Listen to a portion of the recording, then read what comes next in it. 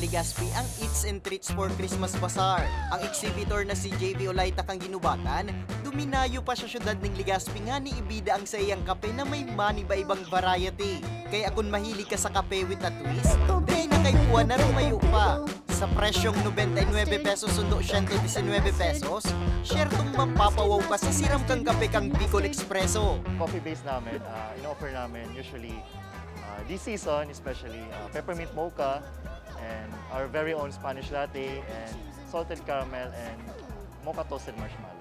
Sa non-coffee naman namin, in-offer namin yung Dream Latte series naman, which is it's like an iced latte with an affogato style.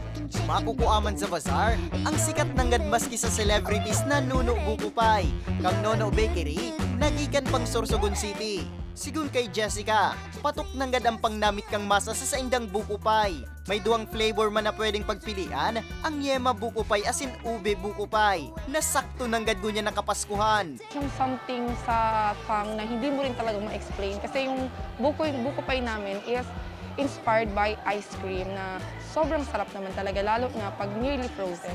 Ang exhibitor na si John Paul kang syudad ng Legazpi, bigbi naman ang sa iyang sukang tatak Bicol ng gad. The name of Oragon, ibig sabihin ay matatapang. So, ibig sabihin, dahil ito ay Oragon, ito ay merong sili na kung saan kapag nalasahan nyo is parang sobrang arang niya or maanghang.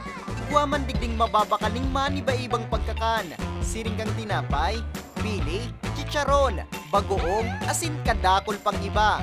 Apwera sa mga pagkakan, igwaman na mababakal sa bazar, naman lain-lain na pandekorasyon, na syartong mataong liwanag asin kolor, ngunya na Yuletide season.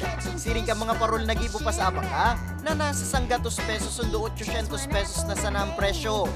Makukuha ang bazar sa ground floor kang SM City Legazpi, asin madurar, sundo sa Hulyo sa masunod na taon. Para sa mga istoryang tatak Bicol, Nomer Corporal.